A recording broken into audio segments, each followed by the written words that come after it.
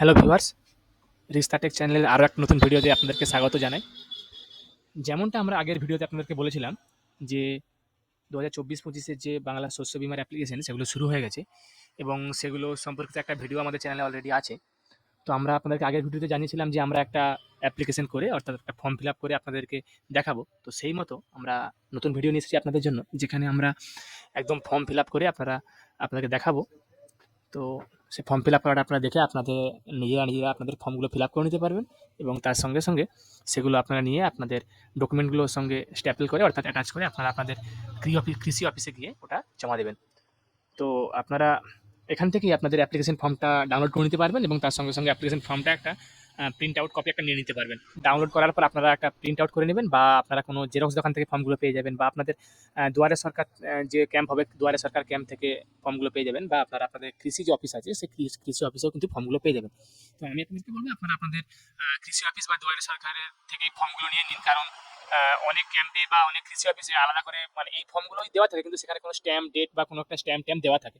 অতএব আপনারা directly print out না করে আপনারা সেখান থেকে ফর্মগুলো কোনো দুয়ারে সরকার ক্যাম্প বা আপনাদের কৃষি অফিস থেকে ফর্মগুলো কালেক্ট করে নেবেন। তো কালেক্ট করে নেওয়ার পর দেখুন আপনাদের ফর্মটা কিন্তু অনেকটা এরকম এই টাইপেরই ফর্ম হবে, শুধু হয়তো আপনার কোনো এক্সট্রা স্ট্যাম্প এতে দেওয়া থাকতে পারে বা নাও থাকতে পারে। এই যে এর সেকেন্ড পেজ আপনারা এখানে দেখতে পাচ্ছেন ফর্মটার সেকেন্ড পেজটা হচ্ছে আপনাদের যদি আপনাদের কোনো যাদের অনেকগুলো দাগ আছে অনেকগুলো জমি আছে সেগুলোর আপনাদের আলাদা আলাদা করে আর কোনো ফর্ম ফিল আপ করতে হবে না। আপনারা এই নিচের ফর্মটা এর সঙ্গে আপনারা কিন্তু আপনাদের দাগ নাম্বার খতিয়ান নাম্বারগুলো দিয়ে মানে আপনাদের অধিক দাগের জন্য এই ফর্মগুলো আপনাদেরকে ব্যবহার করতে হবে। আর এক্সট্রা করে আগের মতো আপনাদেরকে আর প্রতিটা মানে আপনাদের দাগ শেষ হয়ে গেলে আবার একটা ফর্ম ফিল আপ করতে হবে, এরকম করার দরকার আর নাই। তো এটা হচ্ছে ফর্মটা। আর আমরা যেটা আপনাদেরকে ফিল আপ করে দেখাচ্ছি সেটা হচ্ছে দেখুন এটা আমাদের ফিল আপ করা আছে।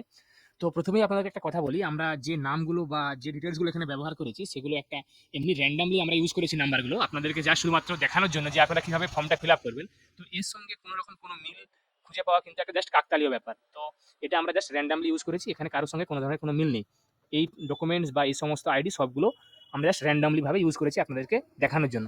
অতএব আপনারা শুধু দেখে ব্যাপারটা বুঝে নিন, সেই মতো অনুযায়ী আপনারা ফর্মগুলো ফিল আপ করবেন।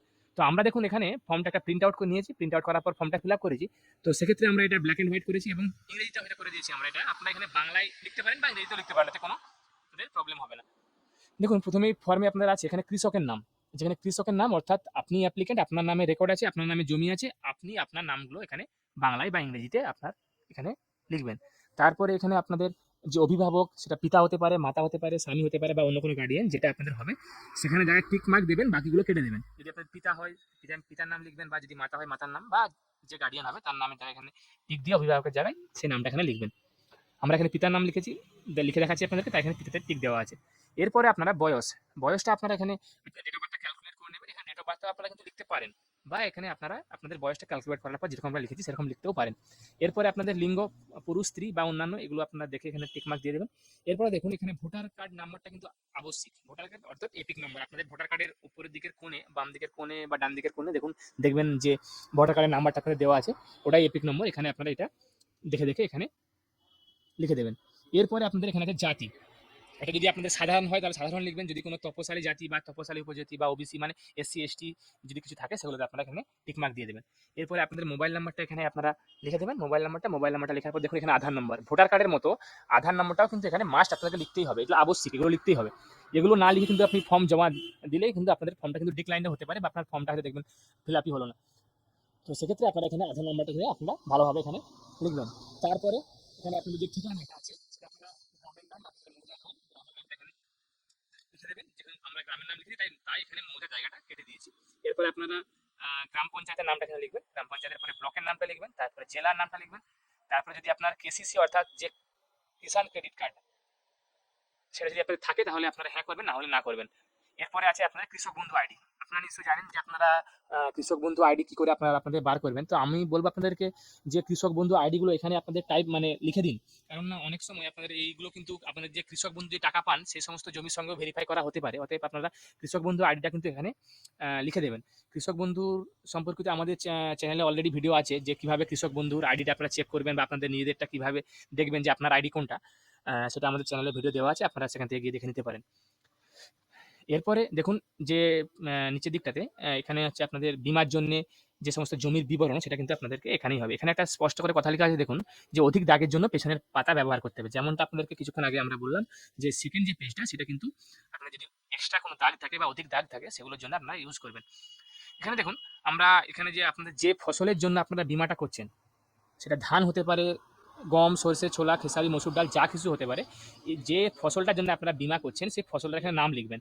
এটা আমরা এখানে ধান এমনি লিখে দিয়েছি, তো এখানে আপনারা বাংলায় ধানও লিখতে পারেন বা প্যাডিও লিখতে পারেন, ঠিক আছে। এরপরে তারপরে আপনাদের ব্লক বা এবার এখানে আপনি কিন্তু করবেন এখানে আপনার ব্লক বা আপনার এগুলো লিখতে যাবেন না। এখানে আপনাদের জমিটা যে জায়গায় আছে অর্থাৎ আপনার যে ফসলটার জন্য বীমা করছেন সেই যে জমিটা যেখানে আছে তার ডিটেলসটা কিন্তু এখানে পুরোপুরিভাবে দেওয়া হবে। অর্থাৎ সেই জমিটা আপনাদের কোথায় কোন ব্লকের আন্ডারে আছে, কোন গ্রাম পঞ্চায়েতের আন্ডারে আছে সেগুলো কিন্তু এখানে লিখবেন। কারণ আপনারা যেখানে ধরুন অনেকের এরকম আছে আপনারা বসবাস করেন এক জায়গায় এক ব্লকে, আপনাদের জমি হয়তো অন্য কোনো ব্লকে বা অন্য কোনো গ্রাম পঞ্চায়েতের আন্ডারে থাকতে পারে। অতএব সেক্ষেত্রে আপনারা আপনাদের জমি ডিটেলসগুলো কিন্তু এখানে লিখবেন, আপনাদের পার্সোনাল ডিটেলস নয়। এবার যদি কারো সবই এক হয় তাহলে আপনারা সেটা লিখতে পারেন। এরপর এখানে গ্রাম পঞ্চায়েতের নাম আপনারা লিখবেন, তারপরে দেখবেন আপনাদের জমির যে মৌজার নাম আর যে জিএল নাম্বার সেটা এখানে লিখবেন। এখানে দেখুন আমরা লিখে দিয়েছি ছোট্ট করে, প্রথমে মৌজার নাম এবং বা ও লিখতে পারেন, তারপরে আপনাদের জিএল নাম্বারটা এখানে লিখে দেবেন। তারপরে খতিয়ান নাম্বার, আপনাদের রেকর্ডে আপনারা খতিয়ান নাম্বারটা পেয়ে যাবেন, খতিয়ান নাম্বার দেওয়া থাকবে। তারপরে আপনার দাগ নাম্বারটা এখানে লিখবেন। তারপরে আপনাদের টোটাল দেখুন আপনারা যে বিমাটা করছেন অর্থাৎ যে শস্য বিমাটা আপনারা অ্যাপ্লিকেশন করছেন তার জন্য কতটা এরিয়াতে আপনারা চাষ করছেন সেটা একরে আপনারা এখানে দেবেন। মানে আপনি যে বিমাটা করছেন তার জন্য যে প্রস্তাবিত যে এলাকা অর্থাৎ এরিয়াটা সেটা কত একরে আপনারা দেবেন। ধরুন আপনাদের 10 ডেসিমেল জমি বা 20 ডেসিমেল জমি, সেটা আপনাদের একরে কনভার্ট করে নেবেন, তারপর এখানে দিয়ে দেবেন। যেমন এখানে টোটাল 0.92 একর জমি এই ফর্মে দেওয়া হচ্ছে ধানের চাষের জন্য। এরপরে আপনি দেখবেন এখানে যদি আপনার জমিটা নিজের হয় তাহলে এখানে আপনি নিজস্ব জমি লিখে দেবেন বাংলায়, আর না হলে ইংরেজি হলে সেলফ। এরপর যদি আপনাদের ভাগ চাষি হয় তাহলে ভাগ চাষি লিখবেন, বা ভাড়া নেওয়া চাষি হলে ভাড়া নেওয়া চাষি লিখবেন। এরপরে আপনার ফসল রোপণের সম্ভাব্য তারিখ অর্থাৎ আপনারা সম্ভাব্য মানে কিছু একটা আশেপাশে ডেট দিলেই আপনাদের হবে। এক্সাক্ট ডেটটা হয়তো অনেকের পক্ষে দেওয়া সম্ভব না যে এই তারিখেই ফসলটা রোপণ করা হয়েছে, তো আপনারা সেখানে একটা সম্ভাব্য একটা তারিখ এখানে দিয়ে দেবেন। এরপরে দেখুন নিচে আমরা চলে আসবো, যদি আপনার আরও কোনো দাগ এখানে থাকে সেগুলো আপনারা স্টেপ বাই স্টেপ এগুলো এখানে ফিল আপ করে দেবেন বা লিখবেন এগুলো এখানে। এরপরে দেখুন এখানে ব্যাংকের বিবরণটা এখানে আমাদেরকে দিতে হবে। তবে এক্ষেত্রে আপনার যেটা যে অ্যাকাউন্টের সঙ্গে আপনার আধার লিঙ্ক করা আছে সেই অ্যাকাউন্টটা কিন্তু এখানে দেবেন। এখানে স্পষ্ট দেখুন লেখা আছে আধার সংযুক্তিকৃত ব্যাংক অ্যাকাউন্ট, অর্থাৎ যে ব্যাংক অ্যাকাউন্টের সঙ্গে আপনার আধার লিঙ্ক করা আছে সেই অ্যাকাউন্টের ডিটেলসটা আপনারা এখানে দেবেন। এরপর দেখুন প্রথমেই আপনার কৃষকের নাম অর্থাৎ আপনি অ্যাপ্লিকেন্ট করছেন, আপনার নামটা এখানে আপনার ব্যাংকের পাসবই যেরকম আছে ঠিক সেম টু সেম আপনার নামটা এখানে আপনারা টাইপ করবেন বা লিখে দেবেন এখানে নামটা আপনাদের। তারপর কোন ব্যাংক সেটা আপনার ব্যাংকের নামটা এখানে লিখবেন, কোন ব্যাংকের নামটা এখানে লিখে দেবেন। এরপরে ব্রাঞ্চ অর্থাৎ আপনি যে ব্যাংকটার নাম এখানে লিখেছেন সেই ব্যাংকটা কোন ব্রাঞ্চের ব্যাংকটার কোন ব্রাঞ্চ শাখা, সেই শাখার নামটা আপনারা এখানে লিখবেন। এরপরে আপনারা আপনাদের অ্যাকাউন্ট নাম্বারটা এখানে লিখে দেবেন, অ্যাকাউন্ট নাম্বারটা। তারপরে দেখবেন অ্যাকাউন্টটার আইএফএস যে কোডটা আছে সেটা এখানে লিখবেন। এবার সব ব্যাংকের আলাদা আলাদা হয়, ব্রাঞ্চ অনুযায়ী আলাদা আলাদা কোড হবে আপনাদের আইএফএসসি, সেটা আপনারা এখানে লিখবেন। তারপরে আপনাদের অ্যাকাউন্টটা সেভিংস না কারেন্ট সেটা কিন্তু এখানে লিখে দেবেন, সেভিংস না কারেন্ট।